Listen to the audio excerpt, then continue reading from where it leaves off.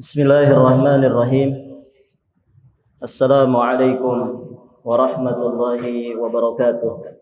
Innal hamdalillah nahmaduhu ta'ala wa nasta'inuhu wa nastaghfiruh wa nastahdihi wa natubu ilayh wa na'udzu billahi min shururi anfusina wa min sayyiati a'malina.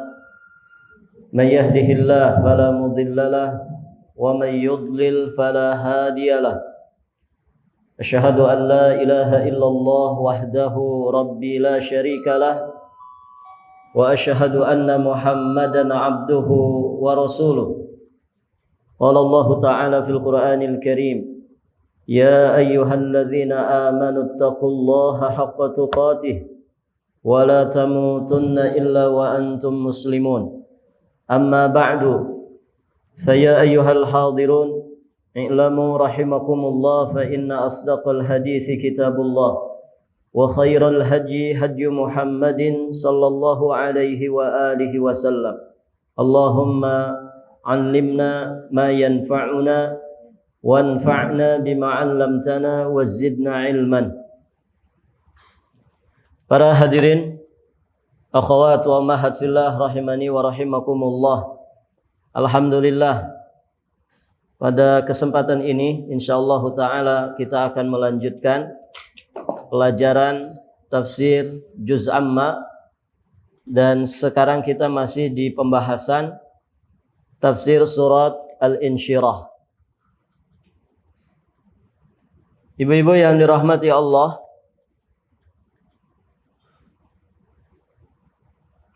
pada pembahasan yang sudah berlalu kita sudah menjelaskan ayat yang pertama dari surat ini, alam nashrah laka sadrak. Kemudian ayat kedua sudah dibahas.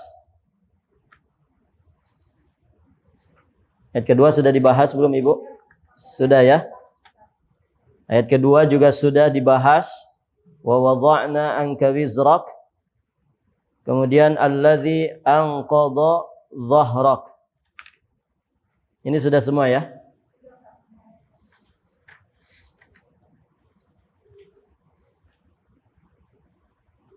Berikutnya di ayat yang keempat, Allah Subhanahu wa taala berfirman, "Wa rafa'na laka dzikrak." Yang artinya, dan kami tinggikan bagimu sebutan namamu.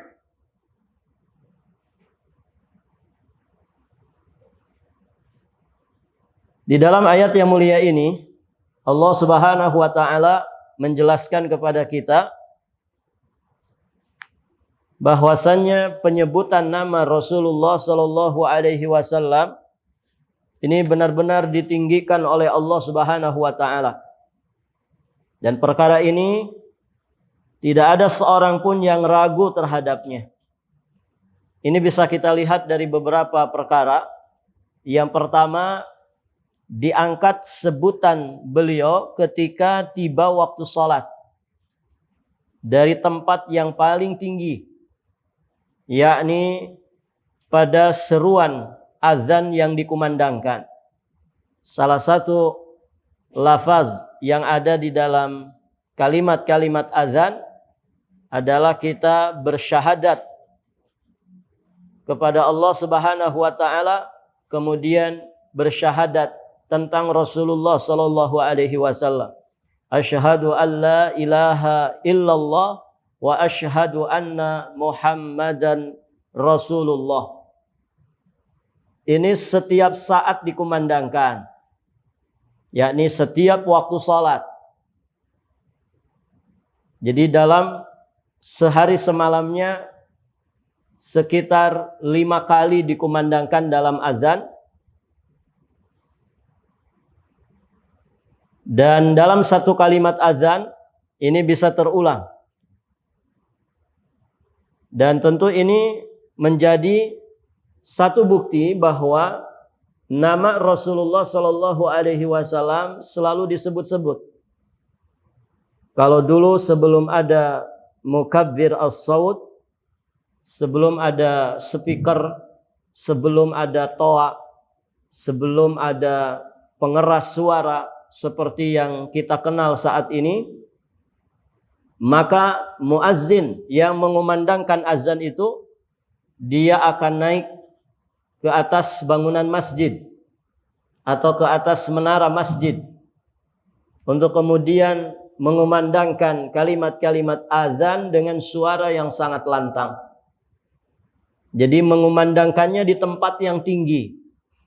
Dan setiap kali azan pasti dikumandangkan syahadat Muhammad Rasulullah ini. Dan ibu-ibu yang dirahmati Allah, kita di Indonesia saja ada 3 waktu. Ada waktu Indonesia Barat, ada Tengah, ada waktu Indonesia Timur. Kalau di Balikpapan saat ini dikumandangkan azan zuhur, maka sejam berikutnya atau kurang lebih ya setengah jam berikutnya dikumandangkan azan di waktu bagian barat. Kalau kita dikumandangkan azan, maka setengah jam sampai 1 jam sebelumnya itu juga sudah dikumandangkan azan di waktu Indonesia Timur. Ini kita bicara hanya negara Indonesia. Bisa berderet hampir setiap jam selalu dikumandangkan kalimat asyhadu an la ilaha illallah wa asyhadu anna Muhammadar Rasulullah. Belum lagi kita bicara di belahan bumi yang lainnya dari negeri-negeri kaum muslimin yang mungkin perbedaan waktunya beberapa jam.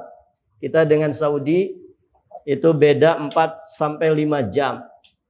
Kalau waktu Indonesia Timur berarti bedanya sekitar 6 jam. Artinya terus berkesinambungan. Di sini dikumandangkan azan, nanti berikutnya di daerah setelahnya dikumandangkan azan, di daerah yang lain dikumandangkan azan. Terus menerus seperti itu. Nah, ini satu bukti yang nyata bahwa nama Rasulullah SAW selalu ditinggi-tinggikan, selalu disebut-sebutkan.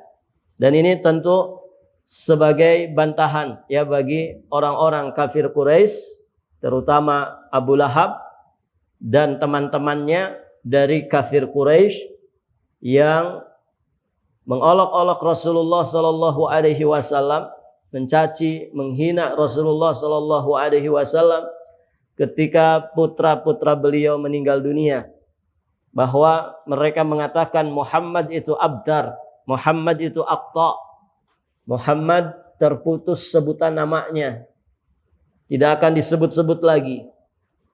Maka Allah Subhanahu wa taala membantahnya, inna syani'aka huwal abdar. Justru yang mencela dirimulah yang nanti akan terputus penyebutan namanya.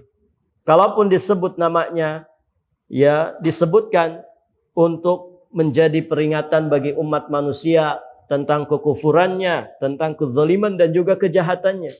Artinya, kalaupun dikenang disebut sama manusia, ya adalah penyebutan untuk memperingatkan manusia. Jangan sampai memiliki karakter yang sama dari kekufuran, kezaliman dan juga kejahatannya. Berbeda dengan nama dari Rasulullah SAW, disebutkan dengan penuh pujian, disebutkan dengan ditinggi-tinggikan, disebutkan dengan keteladanan yang terbaik, disebutkan dengan kenangan-kenangan yang indah dan manis dari perjalanan kehidupan Rasulullah SAW. Taib, ibu-ibu yang dirahmati Allah. Yang kedua, diangkat sebutan beliau ketika salat fardu dalam bacaan tasyahud. Karena bacaan tasyahud itu wajib hukumnya. Bacaan tasyahud itu wajib hukumnya. Dan di dalam bacaan tasyahud ada 2 kalimat syahadat. Asyhadu an la ilaha illallah wa asyhadu anna Muhammadan abduhu wa rasuluh. Dan ini selalu disebut-sebut oleh orang di dalam salat fardunya, juga di dalam salat-salat sunnahnya. Ibu yang dirahmati Allah, kira-kira di saat kita sekarang sedang duduk bermajelis seperti ini, ada nggak orang sedang sholat? Ada, pasti ada. Kita sekarang sedang bermajelis ilmu, di sisi yang lain mungkin ada orang yang saat ini sedang sholat duha. Dan dia pasti di dalam sholatnya melakukan yang namanya tasyahud. Yang di dalam bacaan tasyahud itu ada penyebutan persaksian terhadap Nabi Muhammad sallallahu alaihi wasallam. Setiap waktu. Makanya kan Al-Imam Ibnu Qudamah Al-Maqdisi di dalam kitab Lum'atul I'tiqad, ya beliau menyatakan bahwa nama Allah Subhanahu wa taala selalu disebut-sebut setiap saat. Allah itu diibadahi setiap saat, 24 jam. Manusia pasti ada saja yang beribadah kepada Allah Subhanahu wa taala. Maka kalau orang beribadah kepada Allah, tentu di dalamnya juga pasti disebut nama Rasulullah. Nanti di poin ketiga kita sampaikan. Atau mudahnya begini saja. Ibu, kalau ibu ke Tanah Suci, itu selalu nyari waktu kapan Masjidil Haram itu sepi, begitu kan? Tidak banyak orang sehingga tidak desak-desakan, ya kita bisa beribadah di sekitar Ka'bah dengan sangat nyaman, juga bisa mencium Hajar Aswad. Itu kan cita-cita setiap orang yang ke sana, begitu ya. Betul Ibu? Nah, ketika nanti di sana pasti orang akan memilih waktu. Kira-kira jam berapa nih Masjidil Haram bisa sepi. Kemudian kita menentukan satu waktu. Kayaknya jam 1 malam sepi gitu. Nah, ternyata yang memilih waktu itu mungkin ratusan atau ribuan orang. Ribuan orang, ratusan orang juga punya pilihan waktu yang mungkin sama dengan apa yang kita pilih. Dan buktinya demikian. Ketika kita datang ke situ jam 1 malam, tetap saja ramai. Tetap saja orang banyak yang beribadah kepada Allah. Artinya 24 jam. 24 jam tidak pernah sepi. Nah begitu. Maka ibu-ibu yang dirahmati Allah, ini gambaran bahwa nama Rasulullah sallallahu alaihi wasallam selalu ditinggikan. Menunjukkan keutamaan dan maqam yang sangat terpuji dari Rasulullah sallallahu alaihi wasallam. Kemudian ditinggikan sebutan nama beliau dalam setiap ibadah. Karena seluruh ibadah yang terangkat dan diterima di sisi Allah Subhanahu wa taala disyariatkan ada ittiba'ur rasul, ittiba'us sunnah di dalam ibadah tersebut. Tidak sah ibadah kita, tidak akan makbulah ibadah kita di sisi Allah Subhanahu wa taala kecuali ketika syarat ini kita penuhi. Ittiba'us sunnah, ittiba'ur rasul sallallahu alaihi wasallam. Jadi mempraktekkan ibadah itu harus mengikuti petunjuk Nabi sallallahu alaihi wasallam. Maka tidak ada seorang pun yang beribadah kepada Allah Subhanahu wa taala melainkan pasti melalui prosedur itu. Dia akan pelajari dulu bagaimana sunnah Nabi sallallahu alaihi wasallam terkait dengan ibadah tersebut. Artinya berarti setiap orang melakukan ibadah, setiap orang melakukan kebaikan, baik yang hukumnya wajib ataupun yang hukumnya sunnah, maka pasti di dalamnya ada penyebutan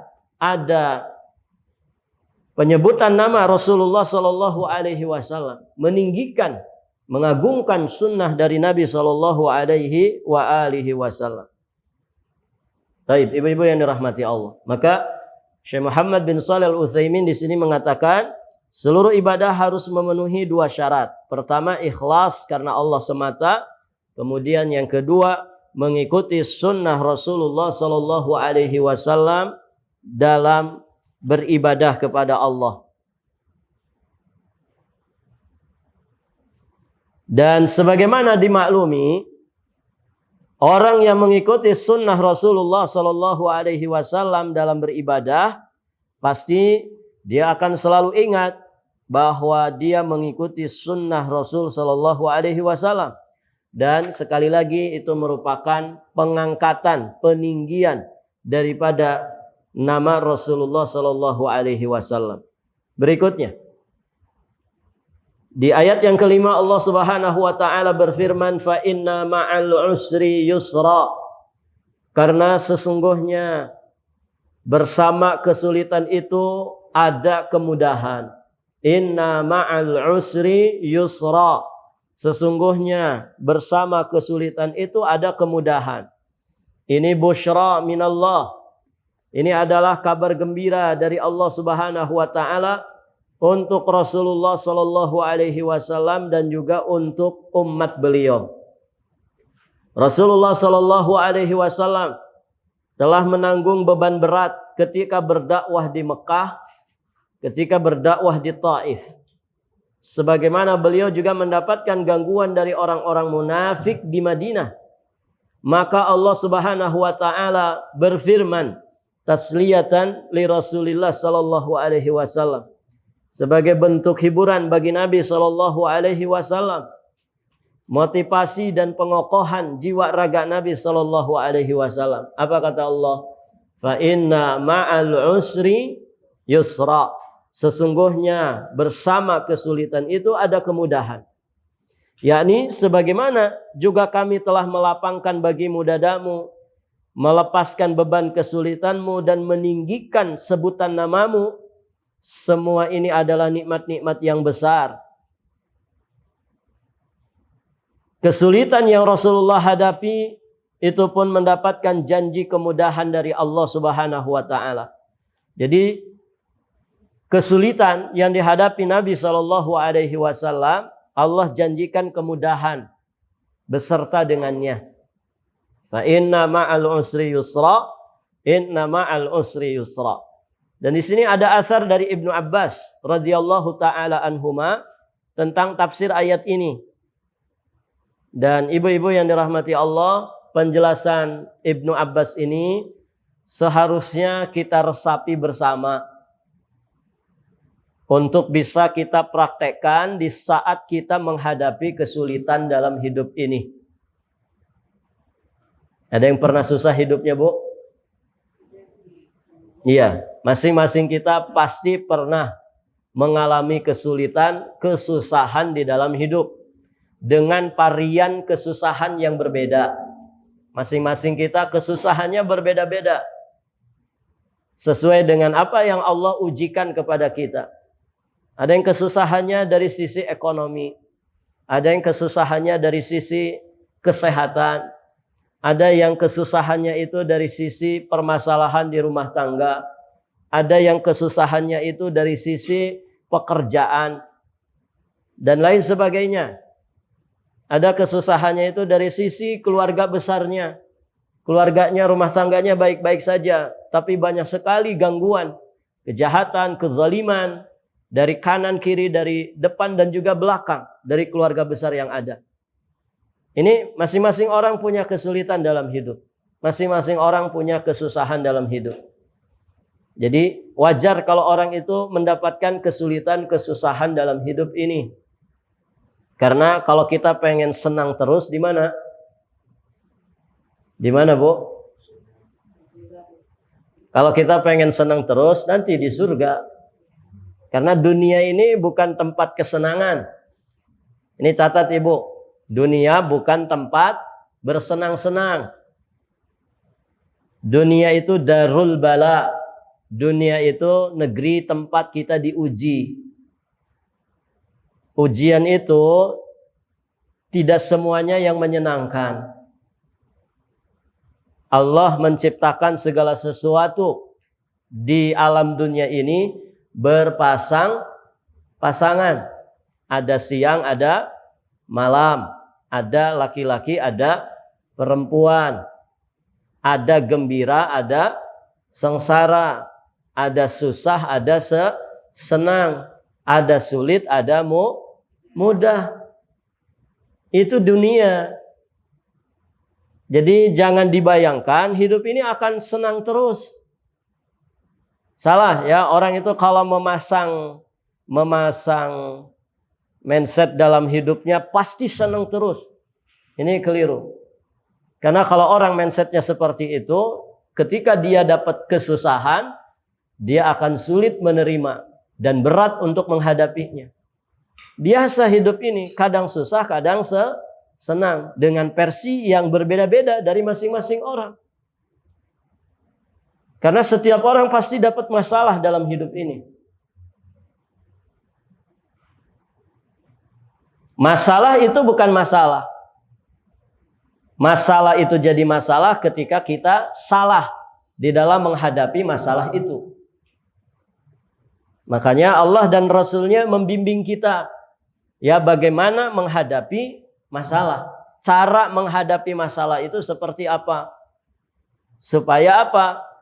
Supaya kalau mungkin fisik kita diuji sama Allah, zahir kita diuji sama Allah, tidak menyebabkan berpalingnya batin kita dari Allah. Kan banyak orang yang diuji dengan kemiskinan misalkan.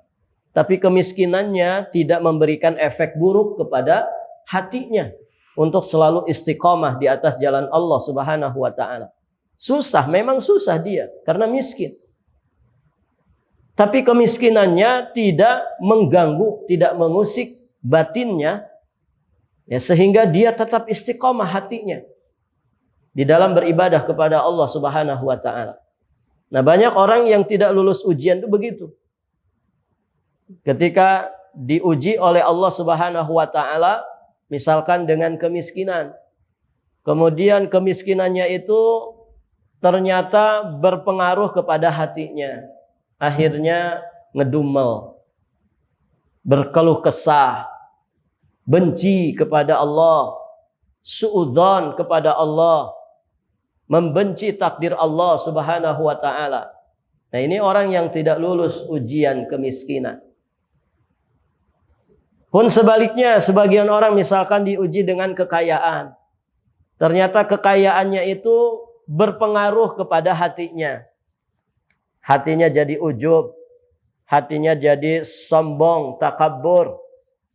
Hatinya kemudian menjadi berpaling dari Allah Subhanahu wa taala. Tidak bersyukur kepada Allah Subhanahu wa taala atas nikmat kekayaannya. Kekayaannya dijadikan untuk wasilah bermaksiat kepadanya. Nah, orang-orang seperti ini berarti tidak lulus dengan ujian kekayaan. Nah, itu ibu-ibu yang dirahmati Allah. Jadi sikapi, ya, apapun yang Allah ujikan kepada kita, ya, dengan sikap yang telah diajarkan oleh Allah Subhanahu wa taala dan Rasul-Nya. Dan itulah yang menjadikan seorang mukmin itu selalu lapang hatinya, walaupun, ya, secara zahir mungkin dia kesusahan. Itulah yang akan menyebabkan seorang muslim itu selamat dunia dan juga akhiratnya, selamat agamanya. Ajaban li amril mu'min, inna amrahu kullahu khair. In asabathu sarra syakara fakana khairan lahu, wa in asabathu dharra sabara fakana khairan lahu. Jadi menakjubkan urusannya orang-orang beriman, karena semua urusannya menjadi kebaikan bagi dirinya. Ketika mendapatkan kelapangan, dia segera bersyukur. Disikapi kelapangan itu dengan syukurnya kepada Allah. Ketika dia mendapatkan kesempitan, dia hadapi, dia sikapi dengan kesabaran. Maka kesabarannya itu merupakan kebaikan yang berpahala di sisi Allah Subhanahu wa taala. Dan ini tidak dimiliki oleh seorang pun kecuali oleh mereka yang beriman. Baik, ibu-ibu yang dirahmati Allah. Kita kembali kepada asar dari Ibnu Abbas. Beliau mengatakan tentang tafsir ayat ini bahwa lan yaglib, satu kesulitan, al-usr, itu tidak akan mendominasi dua kemudahan. Ya, ketika beliau menjelaskan ayat ke-5 dan ayat ke-6 dari surat ini, beliau mengatakan bahwasannya satu kesulitan itu tidak mungkin mengalahkan dua kemudahan. Maksud daripada ucapan beliau di sini, ibu-ibu yang dirahmati Allah, perhatikan ayatnya. di dalam dua ayat ini kalimat usr dengan yusr itu dua-duanya disebutkan dua kali. Ya tidak? Fa inna ma'al usri yusran. Inna ma'al usri yusran. Al-usr disebutkan berapa kali? Dua kali. Yusr disebutkan berapa kali? Dua kali juga. Tapi kenapa Ibnu Abbas mengatakan satu kesulitan tidak akan mengalahkan dua kemudahan? Padahal dua-duanya disebut dua kali. Maka dijelaskan di sini, Syekh Muhammad bin Shalih Al-Utsaimin menjelaskan di sini bahwa ahli balaghah menjelaskan tentang maksud daripada asar Ibnu Abbas ini. Dikatakan bahwasannya al-usr hanya disebutkan sekali saja. Dari dua ayat tadi, pada hakikatnya al-usr yang artinya kesulitan itu hanya disebutkan satu kali saja. Dari mana kita tahu kok dianggap satu? Dari kalimatnya. Kalimatnya itu pakai alif lam. Namanya ma'rifah. Masih ingat Ibu? Ciri ma'rifah itu apa diantaranya? Ciri kalimat disebut ma'rifah. Kalau lawan ma'rifah apa? Nakirah. Ya kan?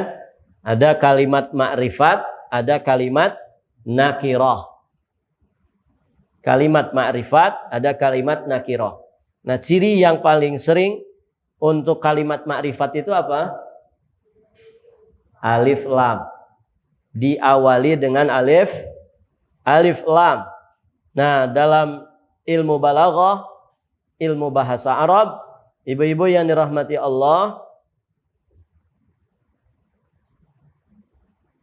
alif lam ma'rifah, kalau ada satu isim disebutkan secara ma'rifat dua kali, maka penyebutan yang kedua itu sama dengan yang pertama. Artinya ya itu juga. Alif lam ma'rifah pada kalimat al-usr itu punya fungsi sebagai al-ahdudz dzikri, pembatasan penyebutan. Begitu ya. Jadi jika sebuah isim diulang dua kali dalam bentuk ma'rifah, maka biasanya isim yang pertama itu hakikatnya sama dengan isim yang kedua. Yaitu itu juga. Karena disebutkan secara ma'rifah. Kalaupun ternyata isim ma'rifat yang kedua yang disebutkan itu berbeda, ini kasusnya jarang sekali. Artinya secara ghalib, secara umum, kalau ada dua isim, kalau ada isim ma'rifat disebutkan dua kali, maka penyebutan yang kedua itu sesungguhnya adalah sama dengan yang pertama. Jadi ya itu juga begitu.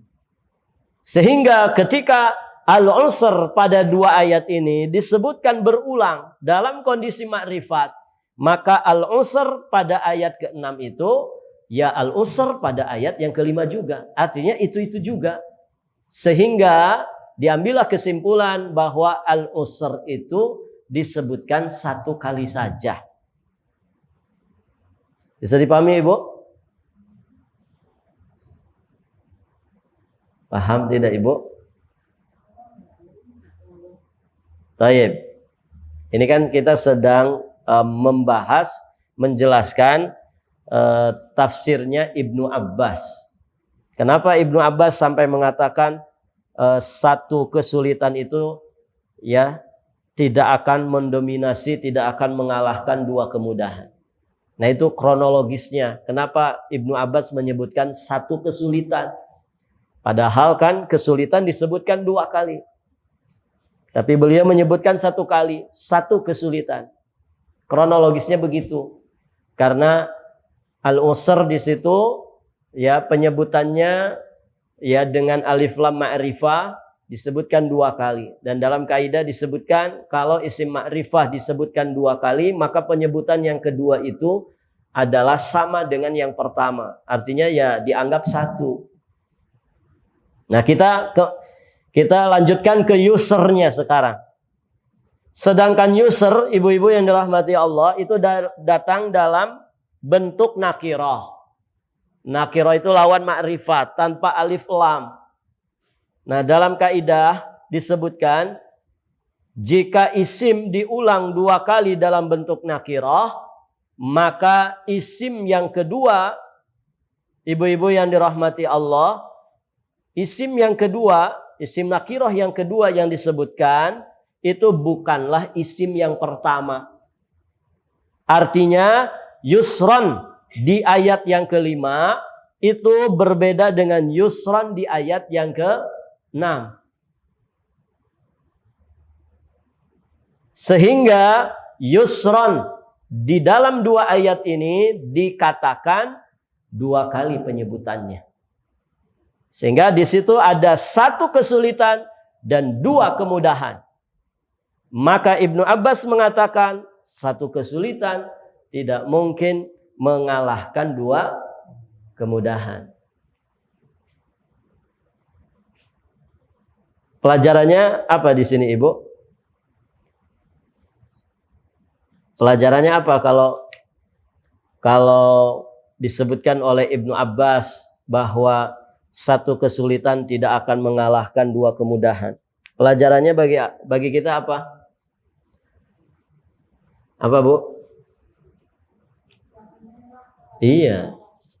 Jangan putus asa menghadapi masalah. Jangan frustasi menghadapi permasalahan hidup, ujian hidup. Allah pasti akan berikan kemudahan. Tidak hanya setelah kesulitan itu datang, tapi bersama dengan kesulitan pun Allah pasti berikan kemudahan. Yang jadi masalah itu, Ibu, kita sering diwaswasi oleh syaitan, ya, bahwa kita itu tidak akan mampu. Ayo ini, ujian di hadapanmu ini berat. Berat bagimu. Kamu nanti akan begini begitu. Padahal ibu-ibu yang dirahmati Allah, kalau kita bismillah tetap menghadapi masalah itu dengan ikhtiar yang maksimal, dengan tawakal kita kepada Allah, dengan doa-doa terbaik kita di waktu mustajab, Masya Allah, sudah berapa kali masalah-masalah besar yang kita hadapi dalam hidup ini, ternyata Allah mudahkan. Ketika kita sudah nyemplung mengatasi masalah itu, ternyata Allah berikan kemudahan. Bahkan di luar dari dugaan kita. Sehingga di situ kita semakin yakin tentang kemahakuasaan Allah, tentang kemahaadilan Allah Subhanahu wa taala. Itu orang beriman. Yakin kepada Allah Subhanahu wa taala. Dan ini banyak teladannya dari Rasulullah, dari para sahabat yang mulia radhiyallahu taala anhum. Mulai dari kisah hijrahnya Nabi, Ibu ya. Atau tidak mungkin Nabi itu lolos kalau menurut nalar manusia. Tapi Masya Allah lolos, beliau bisa berhijrah dari Mekah ke Madinah. Ya, dalam kondisi yang resikonya nyawa. Karena ini sudah puncak-puncaknya orang-orang kafir Quraisy ingin membunuh Rasulullah Shallallahu Alaihi Wasallam. Nabi bersama Abu Bakar itu hijrah, Ibu. Nabi itu keluar dari rumah dalam kondisi rumahnya sudah dikepung. Nabi naik apa, Bu?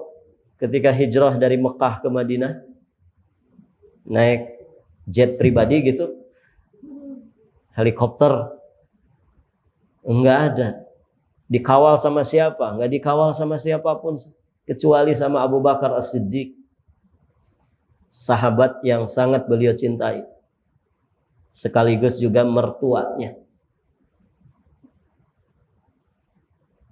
Jalan kaki itu dari Mekah ke Madinah dalam kondisi nyawa terancam, sedangkan musuh sudah siap dengan segala sesuatunya. Kalau nalar pakai nalar kita, susah untuk bisa selamat itu Rasulullah. Disayembarakan, kan begitu.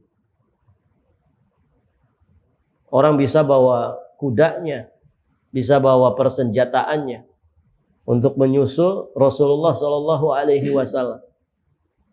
Tapi demikianlah ibu-ibu yang dirahmati Allah, Allah berikan kemudahan kepada manusia terbaik pilihannya.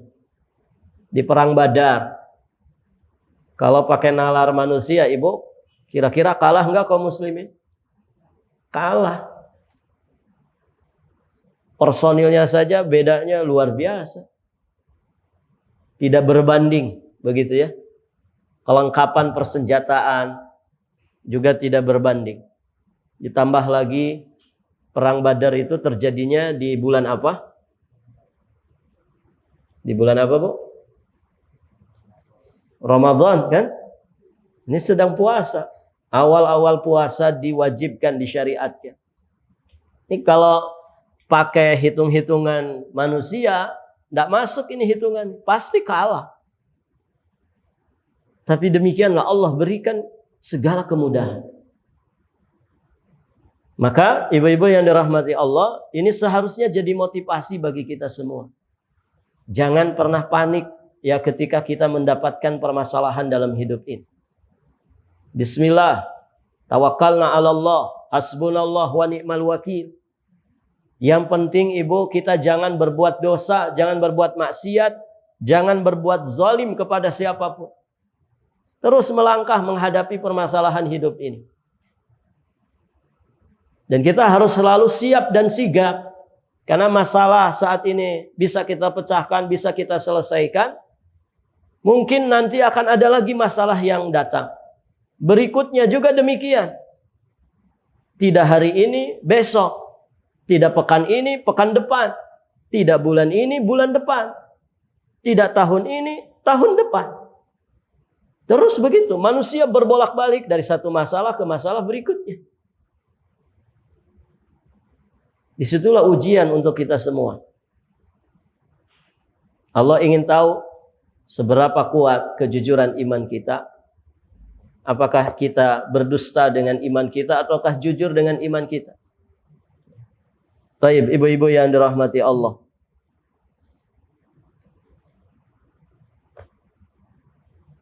Kita lanjutkan. Kata Syekh di sini, jadi dalam ayat yang mulia di atas ada dua kemudahan untuk satu kesulitan.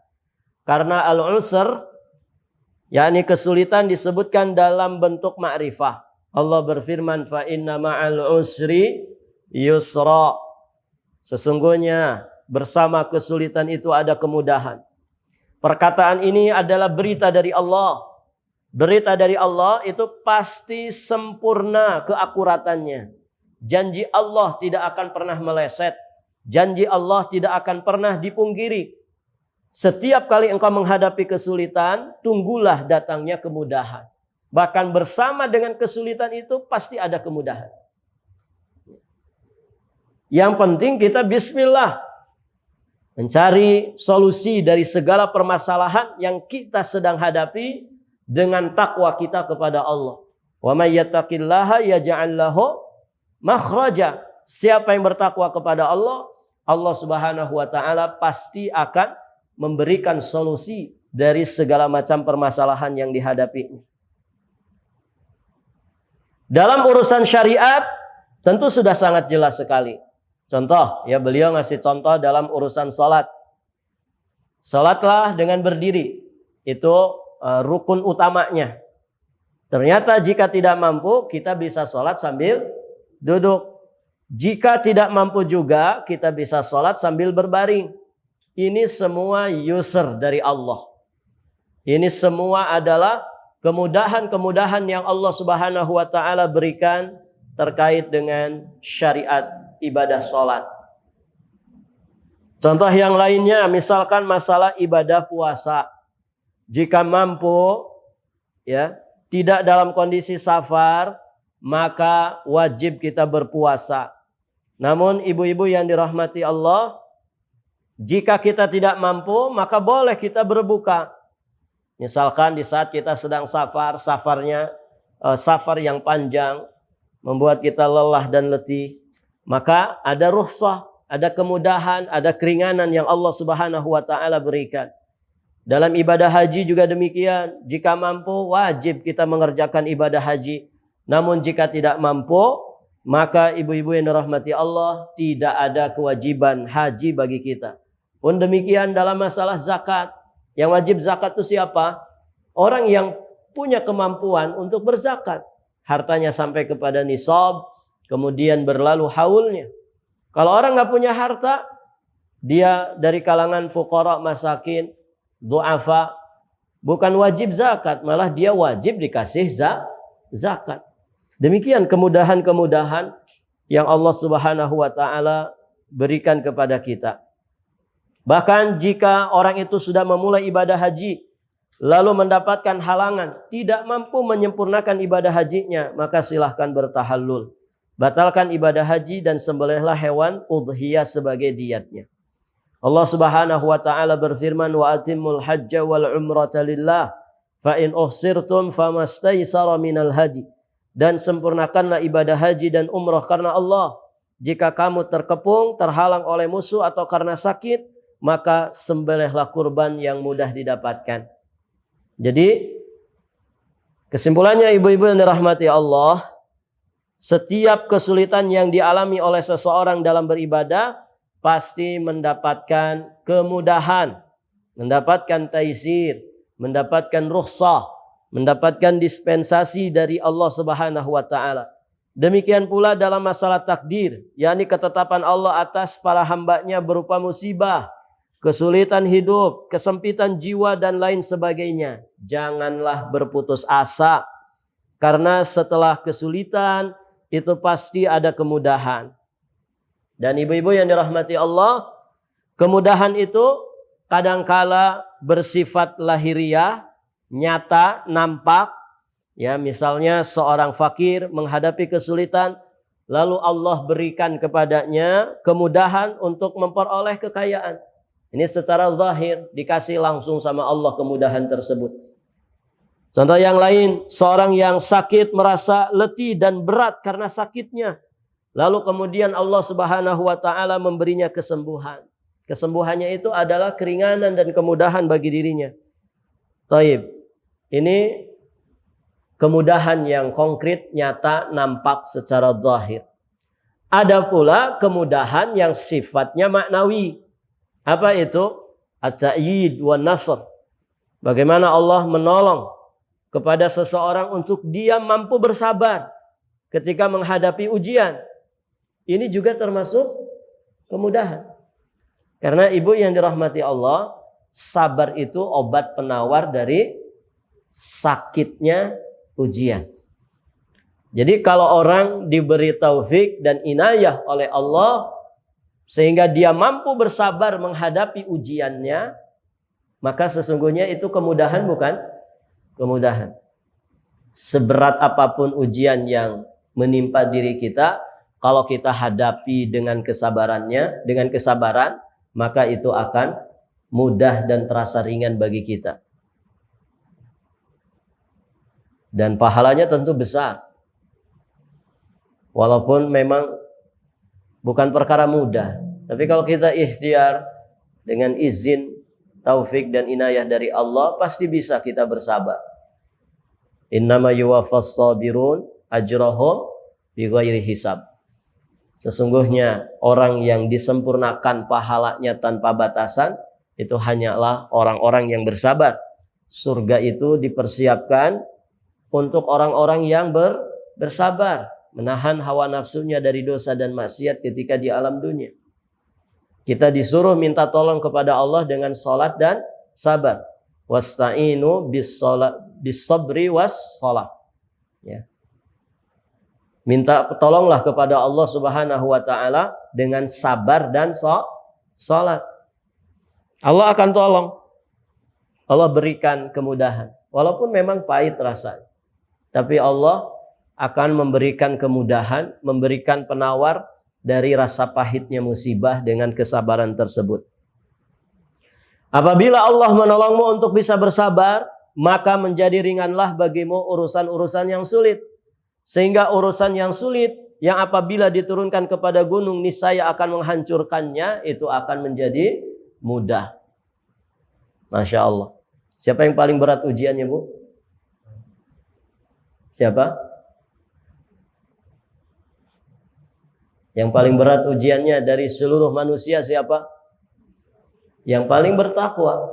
Siapa manusia paling bertakwa? Rasulullah sallallahu alaihi wasallam. Asyaddun nas balaan al-anbiya.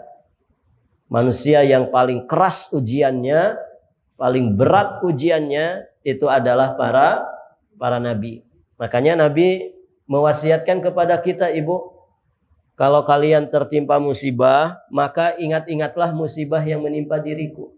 Kalau kalian sedang merasa berat dengan ujian, maka ingat-ingatlah ujian yang menimpa diriku. Karena siapa yang mengingat beratnya ujian yang menimpa diriku, dia akan merasa ringan ketika menghadapi ujian seberat apapun. Kenapa merasa ringan, Bu? Karena kita diuji oleh Allah itu tidak sebanding dengan ujian yang diterima oleh Rasulullah Shallallahu Alaihi Wasallam. Begitu. Karena manusia yang paling berat ujiannya adalah para nabi, dan semulia-mulia para nabi adalah Nabi Muhammad Shallallahu Alaihi Wasallam. Makanya ya para ulama menulis ya risalah-risalah khusus tentang masalah ini, bagaimana masalah itu bisa jadi anugerah. Salah satunya ya ini. Coba ingat-ingat lagi masalah yang menimpa Rasulullah Shallallahu Alaihi Wasallam. Rasa-rasanya kalau kita terpuruk dengan masalah, ya, malu kita itu ya. Nabi loh masalahnya lebih gede dari kita. Ujiannya lebih berat dari kita. Jadi bahasa kasarnya jangan cengeng, jangan cemen, tapi harus tegar, tabah menghadapi masalah. Karena seberat apapun masalah yang kita hadapi itu tidak lebih besar, tidak lebih berat daripada masalah yang dihadapi oleh Rasulullah Shallallahu Alaihi Wasallam. Taib, ibu-ibu yang dirahmati Allah. Jadi kemudahan bukan hanya dengan terangkatnya kesusahan secara keseluruhan saja, namun termasuk kemudahan adalah terangkatnya musibah dan kesulitan. Dan ini merupakan kemudahan yang bersifat nyata. Nah itu ibu-ibu yang dirahmati Allah. Atau Allah menolongnya untuk bersabar. Jadi tidak mesti dengan cara diangkat musibah itu secara keseluruhan. Mungkin kita masih dalam musibah itu, tapi kita ditolong oleh Allah untuk bisa bersabar. Ini juga kemudahan dari Allah. Ibu, tidak semua orang bisa lulus dari ujian. Gitu ya. Ini anak-anak kita sedang pada ujian, Ibu ya. Ujian akhir lagi. Mudah-mudahan dengan berkah corona itu ya, semuanya jadi lulus gitu. Taib, ibu-ibu yang dirahmati Allah. Itu kemudahan. Jadi bukan hanya setelah kita dapat kesulitan kemudahan itu datang, tapi bersama dengan kesulitan itu pasti ada kemudahan. Nah, diantaranya yang paling intinya di saat kita sabar menghadapi musibah itu. Musibahnya tetap ada, tapi kita diberi taufik untuk sabar. Ini kemudahan. Karena tidak semua orang dapat anugerah itu. Taib.